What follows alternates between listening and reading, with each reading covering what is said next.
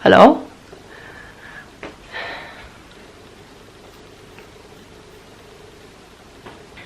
Let's go finally to the 9 specific ego identities, okay? You can read more about that on my website, and you can also do your research on your own. Okay, so just very quick run through of each type, and also what kind of archetype you can find in a movie or in literature that relates to that type, so you have a clear idea. Also, you can check my viptypology.wordpress.com page. There are lots of examples of Enneagram types, of celebrities and fictional characters. Okay, so type 1, the perfectionist. As I said, their main issue is anger. They have a strong inner critic, strong superego, and they try to do what is expected of them. They strive for competence. If other people or the perfectionists themselves make a mistake and do not adhere to their perfect standards, they flare up or grow resentful. Examples of the archetype is the judge or Javert in Les Miserables. Also, you could argue that the idea of the Western God is type 1. It is categorizing everything into good and evil, into what you should and shouldn't do, and that is quite type 1. Okay, type 2, the giver. Their main issue is sadness, shame. They have a positive facade, and they also have a strong inner critic, superego. They try to do what is expected of them. They give to other people and help them, often at their own expense, and they try to create the image of a helpful giver. With the hopes and expectation, it will bring them love and appreciation. If this strategy does not work, they become depressed and/or ashamed. An example of that is the archetypical mother, who has that need to be needed, and when they don't have that in their life, and if they don't get the appreciation for it, they will feel empty. Also, Blanche Dubois in A Streetcar Named Desire is probably a good example of an unhealthy type 2. Another more recent example is Greta in the movie Greta, and there it is quite psychotic. Type 3, the performer. Main issue is sadness, shame. Extroverted, which means that is an extroverted type. I made a video about extroversion versus introversion before. Please watch that one. So the type 3 is extroverted. They strive for competence, like the type 1. They believe that if they perform to the utmost of their abilities and create the image of a successful person, that they will be loved. If this strategy does not work, they become depressed and/or ashamed. With the performer, it is a matter of they feel like they have to perform, as I said, to the utmost of their abilities to get love. Like performance for them, playing a role gives them love. And when they don't perform to a high level, high standard, they feel like something bad is going to happen. They're going to lose admiration and love from other people. So examples of that: Narcissus in Greek mythology, Dorian Gray, who was really obsessed with his beautiful image and he thought that was the pinnacle of his life. Also the Wizard of Oz, who is deceiving everyone, who has this grand facade of being this immensely important, capable person. That is also an unhealthy side of 3. There are a lot of unhealthy 3 examples in literature and cinema. Also another one is Patrick Bateman in American Psycho. Another one is the Wolf of Wall Street. Okay, let's go to type 4. I call the type 4 the introspective. Again, it is a title I give it to them because they introspect a lot and they introject a lot. You can be introspective in the general meaning of the word and not be a type 4, so please don't confuse it as that. So the type 4, the main issue is sadness, shame. They are introverted. Again, please watch that video. There might be a few rare cases where they might be extroverted. I'm still on the fence about that, but generally speaking, they're introverted, like typically introverted. Overly focuses on their internal states, emotions, feelings, and thoughts. As a consequence, often starts to feel deficient and flawed, often creates the image of a deep, unique, or even tormented individual. As we become mentally healthier, our ego identity constraints are becoming looser. So someone who's a type 4 and is becoming more healthy, they're gonna be less tormented, less obsessed with appearing unique or deep, and less flawed internally, at least in terms of feelings.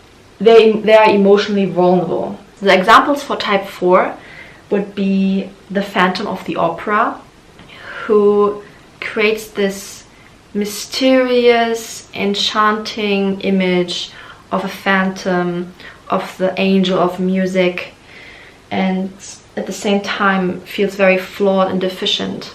Okay, type 5, I call the Scholar. Main issue is fear. They are also introverted, like the 4.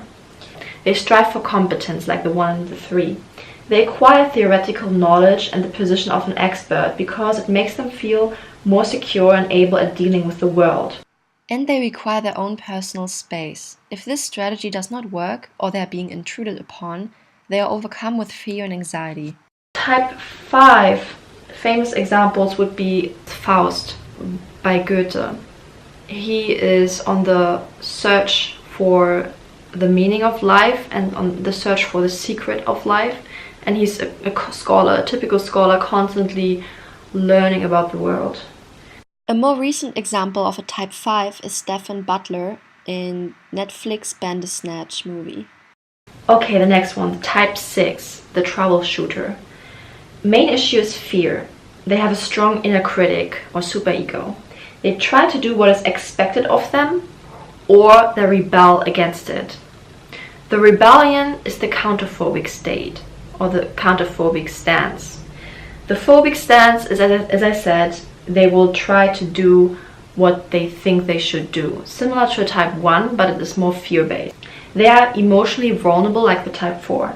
They constantly are on the lookout for possible dangers, troubles, inconsistencies, potential issues, worst-case scenarios, and the like. And they are focused on either avoiding them, like a phobic 6, or on eliminating and overcoming those challenges, like a counterphobic 6. Another famous example of a type 6 is the Cowardly Lion in The Wizard of Oz. He's a really good example of a 6 that showcases both the phobic and the counterphobic stances. Type 7, the monkey mind. I call it the monkey mind. The monkey mind is a more Eastern idea, I believe, and it is based on the idea that a monkey mind is capricious and restless and bouncy, so to speak. So the main issue of the 7 is also fear. They are extroverted like the 3. They have a positive facade like the 2.